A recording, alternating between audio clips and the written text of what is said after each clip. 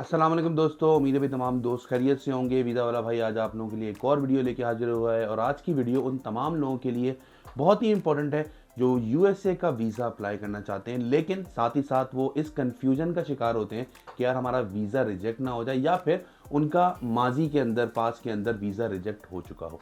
दोस्तों इस वीडियो के अंदर मैं आपको ए टू जी सारी वीडियो के अंदर चीज़ें एक्सप्लेन कर रहा हूँ, तो ये वीडियो एंड तक आपने ज़रूर देखनी है। वीडियो में हम बात करेंगे कि यूएसए का विजिट वीज़ा आखिर होता क्या है, कौन कौन लोग होते हैं जो कि इसके लिए एलिजिबल होते हैं, डॉक्यूमेंट्स आखिर इसके लिए कौन कौन से चाहिए होते हैं, इंटरव्यू का क्या सीन होता है, क्या चीज़ें इंटरव्यू के अंदर डिस्कस हो रही होती हैं, कौन सी ऐसी कॉमन मिस्टेक्स हैं जो करने के बाद लोगों का वीज़ा रिजेक्ट हो जाता है, और एंड में मैं आपको ये भी ज़रूर बताऊंगा कि किस तरह से आप अपना केस जो है उसको स्ट्रॉन्ग बना सकते हैं। तो दोस्तों वीडियो को एंड तक ज़रूर देखिएगा और मेरे चैनल को सब्सक्राइब कर लें और नोटिफिकेशन के बटन को ऑन कर लें, क्योंकि मेरे चैनल के ऊपर आपको इसी तरह की इंफॉर्मेटिव चीज़ें सुनने को मिला करेंगी। दोस्तों सबसे पहले बात कर लेते हैं कि यूएसए का विजिट वीज़ा जो है वो आखिर होता क्या है। तो दोस्तों यूएसए के विजिट वीज़ा को हम B1 B2 भी कहते हैं, जो कि एक टेम्प्रेरी वीज़ा होता है। टेम्प्रेरी वीज़ा क्या होता है कि आप वहाँ पर रह नहीं सकते, आप सिर्फ और सिर्फ जा सकते हैं, और जो जाने के मकसद होंगे वो क्या होंगे।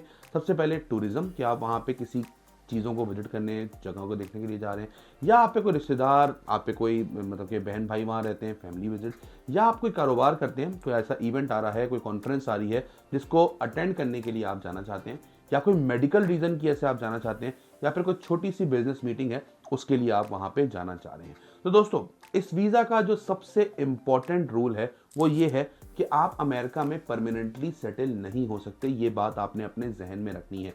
अब वो आप आगे जाके क्या करते हैं, किस तरह से चेंज करते हैं, वो एक अलग टॉपिक है, लेकिन इस वीज़ा पे आप ठहर नहीं सकते हैं वहाँ पे। तो इसका मतलब ये है कि आपको अपने कंट्री वापस आना है। तो इम्पॉर्टेंट एलिमेंट क्या है कि जो एम्बेसी सबसे ज़्यादा फोकस कर रही होगी वो आपकी इंटेंट बोलते हैं, इंटेंशन जिसको बोलते हैं नीयत, कि वो आपके अंदर झांक के देखने की कोशिश करेगी कि आपकी नीयत क्या है। क्या आपकी नीयत ये तो नहीं है कि आप उस कंट्री में जाके अपना वीज़ा कन्वर्ट करवा लेंगे और वहाँ पे रहने की कोशिश करेंगे, या अजाइलम डाल देंगे, या आप वहाँ से वापस आएंगे। तो एम्बेसी ये हरगिज़ नहीं देखती कि आप कितने अमीर हैं। एम्बेसी ये देखना चाह रही होती है कि आपका जो पर्पज़ है वो ओरिजिनल है, और आप अपनी इंटेंट जो आप कहना चाह रहे हैं कि मैं वापस आऊँगा, उस इंटेंट के हिसाब से आप वापस आते हैं या फिर आप वापस नहीं आ रहे होते हैं। अब इसमें सबसे इंपॉर्टेंट चीज़ जो वो देख रहे होते हैं वो ये देखते हैं कि क्या आपका पर्पज़ जो है वो क्लियर है या नहीं है। क्या आपका पर्पज़ ऐसा तो नहीं है कि भाई कह कुछ रहे हैं और करने कुछ जा रहे हैं। दूसरा, आपकी अपनी होम कंट्री पाकिस्तान से कितने स्ट्रॉन्ग टाइज हैं, कि अगर आप यहाँ पर आ रहे हैं तो आप वापस क्यों जाएंगे। सेकेंडली, क्या आपने सच बोला भी है या नहीं बोला है, ये भी एक बहुत ही इंपॉर्टेंट बात है जो ये लोग चेक कर रहे होते हैं। इसलिए दोस्तों याद रखें कि यूएसए विजिट वीज़ा जो है ना, वो किसी डॉक्यूमेंट का खेल नहीं है, ये एक लॉजिक का खेल है कि आपने किस तरह से लॉजिकल वे के अंदर सारी चीज़ें करनी है। अब आपका सवाल आने वाला होगा ज़रूर आपके दिमाग में कि भाई इसके लिए आखिर कौन कौन से डॉक्यूमेंट्स रिक्वायर्ड हैं, ये भी तो बताओ ना। बिल्कुल बताता हूँ आपको, जैसे मैंने आपको शुरू में ही बताया कि इस वीडियो में मैं आपको सारी बातें एक्सप्लेन कर रहा हूँ। लेकिन डॉक्यूमेंट बहुत ही सिंपल होते हैं दोस्तों, इसके लिए बहुत ज़्यादा नहीं होते और ना ही कोई बहुत लंबी चौड़ी लिस्ट होती है। बेसिक डॉक्यूमेंट्स चाहिए होते हैं। सबसे पहले आपका पासपोर्ट चाहिए होता है, जो कि मैं हमेशा एडवाइस करता हूं कि देख लो भाई, अगर तो पासपोर्ट एक्सपायर होने वाला है तो उसको दोबारा से रिन्यू करा के एटलीस्ट 10 साल का करा लो अपना, ठीक है। दूसरा, आपको DS-160 फॉर्म फिल करना होता है। DS-160 फॉर्म के ऊपर ही सारी चीज़ें आपकी रिलाई कर रही होती हैं। कब जाएंगे, कैसे जाएंगे, क्या इंटेंट है, क्या रिश्तेदार हैं, क्या कमाते हो, क्या जॉब है, इवन कि आपके सोशल मीडिया लिंक्स भी वो मांगते हैं, जिससे वो चेक करते हैं किस तरह की पोस्टिंग आप सोशल मीडिया के ऊपर करते हैं, किस तरह का आपका दिमाग है, किस तरह की आपकी सोशल मीडिया की प्रोफाइल है। अब उसके बाद जब आप अपना DS-160 फॉर्म फिल कर लेते हैं तो आप अपना बैंक चालान पे करते हैं। नेशनल बैंक के अंदर नॉर्मली पाकिस्तान के अंदर पे हो रहा होता है, और उसके साथ जब एक दफ़ा फिल हो जाता है और आप सबमिट कर देते हैं तो फिर आप जाते हैं अपना अपॉइंटमेंट बुक करने के लिए दोस्तों, ठीक है। अब जो सपोर्टिंग डॉक्यूमेंट साथ चाहिए होते हैं, इसके कोई भी डॉक्यूमेंट जो है ये इसके साथ अपलोड नहीं हो रहा होता, सिर्फ DS-160 फिल करके आप अपना सबमिट कर रहे होते हैं। अब जो सपोर्टिंग डॉक्यूमेंट चाहिए होते हैं उसमें आपकी 6 महीने की बैंक स्टेटमेंट होती है, आपका जॉब लेटर होता है, आपका इनकम का प्रूफ कि भाई आप अगर अपनी बैंक स्टेटमेंट दिखा रहे हैं तो आपके पास पैसा आ कहाँ से रहा है। फैमिली टाइज दिखानी होती है, उसके लिए आपका FRC चाहिए होता है।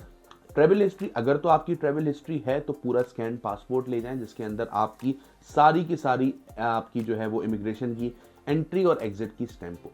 लेकिन यहाँ एक बात याद रखनी है दोस्तों आपने, वो क्या याद रखनी है कि भाई अगर आप फेक डॉक्यूमेंट लगाते हो ना तो ये जिंदगी भर का एक मसला आपके लिए बन जाएगा। वो क्यों बन जाएगा जिंदगी भर का मसला? क्योंकि उससे ना सिर्फ आप बैन हो जाएंगे 10 साल के लिए, बल्कि जब भी अप्लाई करेंगे आगे आपको उसकी जस्टिफिकेशन देनी पड़ेगी। तो अपनी क्रेडिबिलिटी पे कभी भी आंसर ना करें, भले रिजेक्ट हो जाए आपका। दूसरा, कम डॉक्यूमेंट लगाएं, अच्छे डॉक्यूमेंट लगाएं, स्ट्रॉन्ग लॉजिक के साथ लगाएं, ये सबसे ज्यादा बेहतरीन रहता है। अब लोग ये भी पूछते हैं, जाहिर सी बात है, एक सवाल है भाई, मैं जानना चाह रहा हूं तो मेरी बैंक स्टेटमेंट कितनी होनी चाहिए, उसका क्या कंफ्यूजन है।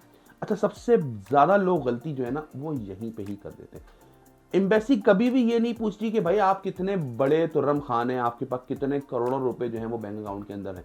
मेरे कितने सारे क्लाइंट ऐसे हैं यार जो फ्रेश पासपोर्ट के ऊपर कोई बहुत ज़्यादा खास उनकी बैंक स्टेटमेंट नहीं है, तब भी उनका वीज़ा आ गया। और बहुत सारे मेरे पास क्लाइंट आते हैं कि यार मेरी तो 50 लाख की बैंक स्टेटमेंट थी, ये था वो था, तब भी वीज़ा नहीं आया। उसका रीज़न क्या होता है कि वो क्या देख रहे होते हैं? सबसे पहले वो देख रहे होते हैं कि भाई पैसा तो कहीं अचानक से तो नहीं आ गया इनके अकाउंट के अंदर, ठीक है।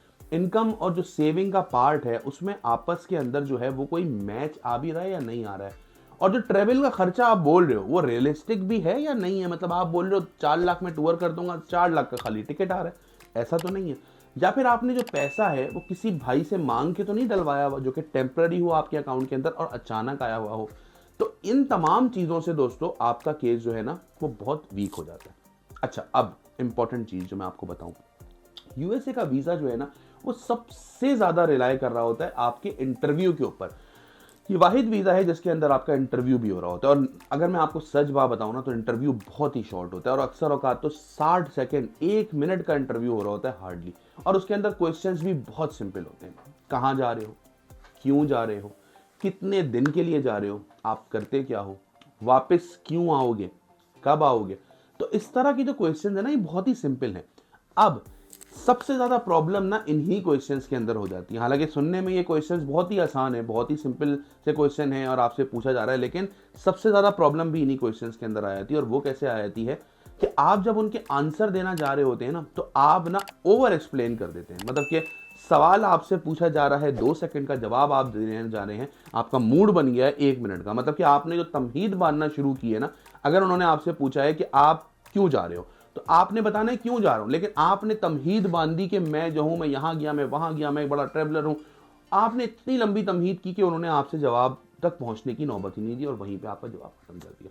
तो शॉर्ट, क्लियर, प्रिसाइज, छोटा और बिल्कुल प्रिसाइज आंसर जो है ना वो जीत होती है आपके यूएसए वीजा के लिए। अब दोस्तों मैं आपको वो गलतियां बताने जा रहा हूं जो 90% लोग करते हैं और जिसकी वजह से उनका वीज़ा अक्सर औकात रिजेक्ट हो जाता है। मैं आपको क्लियर बता दूं, बहुत दफ़ा तो ऐसा भी होता है कि डॉक्यूमेंट्स जो हैं वो यूएसए वाले मांगते भी नहीं है, सिर्फ इंटरव्यू लेके आपको कर देते हैं वीज़ा आपको।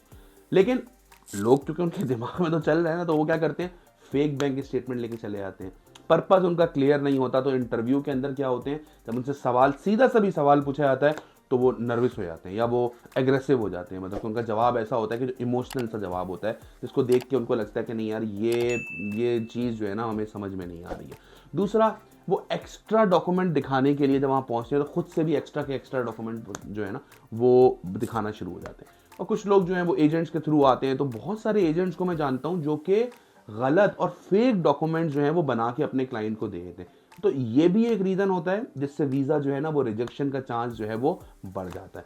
अब दोस्तों सवाल यहाँ पर एक और आता है कि भाई मैं केस स्ट्रॉन्ग कैसे बनाऊँ, क्या वो तरीक़ेकार अपनाऊँ मैं जिससे मेरा केस स्ट्रॉन्ग हो सके। तो दोस्तों अगर आप चाहते हो ना कि आपका यूएसए का विजिट वीज़ा अगर आप अप्लाई करें और उसका चांस बढ़ जाए और आपका चांस इंप्रूव हो, तो आपने 3 चीज़ों के ऊपर मेनली फोकस करना है, ठीक है। सबसे पहली चीज़, क्लियर पर्पस हो। टूरिज्म है तो टूरिज्म है भाई, फैमिली विजिट है तो फैमिली विजिट है, छुपाने की कोई जरूरत नहीं। दूसरा, स्ट्रॉन्ग होम टाइज आपने दिखानी है कि आप अपनी कंट्री में वापस क्यों आएंगे। ये सबसे पहले आपने कन्विंस करना है इंटरव्यूअर को, भाई मैं जो हूं ना आपके मुल्क जा तो रहा हूं, पैसा है मेरे पास, विजिट के लिए जा रहा हूं, वापस आ जाऊंगा। और तीसरा, ऑनेस्ट प्रेजेंटेशन, झूठ ना बोला जाए उसके अंदर, फजूल में बड़ी बड़ी भड़कियां ना मारी जाए और सीधा टू द पॉइंट उसका जो है ना वो जवाब दिया जा रहा हो। दोस्तों वीजा का मतलब हरगिज ये नहीं है कि आप अमेरिका में जाकर रहना चाहते हो। वीजा का मतलब ये है कि आप वहां पर जाओगे, आप वहां पर विजिट करोगे और विजिट करके आप वहां से वापस आ जाओगे।